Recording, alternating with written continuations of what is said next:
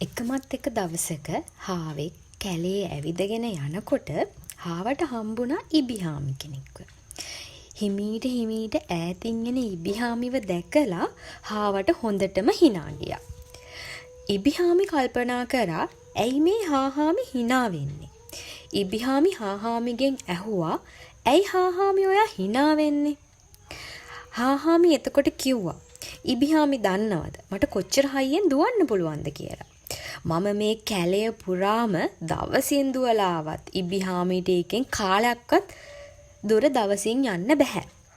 ඔහොම හිමීට ඇවිදිනවට වඩා හොඳයි දවසම එක තැනකට වෙලා ඉන්න එක. ඉබිහාමිට ගොඩක් දුක හිතුණා. හාහාමි එහෙම කියනකොට. හොඳටම hina වුණ හාහාමි ඉබිහාමිගේ මෙහෙම ඇහුවා. ඉබිහාමි අපි දෙන්න එකතු වෙලා දුවන තරගයක් තියමුද?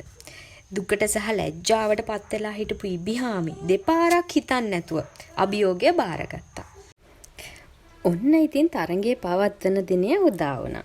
කැලේ සත්තු ඔක්කොම මේ දෙන්නගේ තරඟය බලන්න ඇවිල්ලා හිටියා. හැමෝම සත්තු කතා වුණේ නිතරංගෙන්ම හාහාමි තරඟය දිනනවා කියලා තමයි ඉතින්. ඔන්න ඉතින් තරඟය පටන් ගත්තා.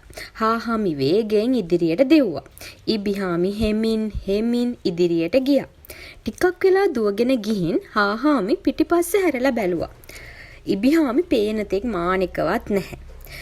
හාහාමි හිතුවා ඉබිහාමි තවම නෑනේ. එතකන් චුට්ටක් නිදා ගන්නවා කියලා.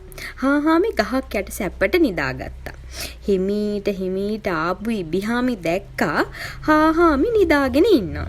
ඉබිහාමි හෙමින් ඉදිරියටම ගියා. මෙහෙම ගියපු ඉබිහාමි දිනුම් කනුව පාස් කරා. වටේම හිටපු සත්තු ඔක්කොම කෑ ගහන්න පටන් ගත්තා. ඉබිහාමිට හරිම සතුටුයි. මේ සද්දෙට ඔන්න එතකොට තමයි හාහාමි ඇහැරුණේ. ඇහැරිලා බලද්දි යාට තේරුණා එයා දැන් පරක්කු වැඩි කියලා. අන්තිමට තරඟෙන් ජයගත්තේ ඉබිහාමි. හාහාමි පරාද වුණා. ඔන්න ඉතින් මේ කතාව ඉවරයි. ඉතින් පුතාලා කියන්න බලන්න මේ කතාවෙන් ගන්න තියෙන ආදර්ශය මොකක්ද කියලා.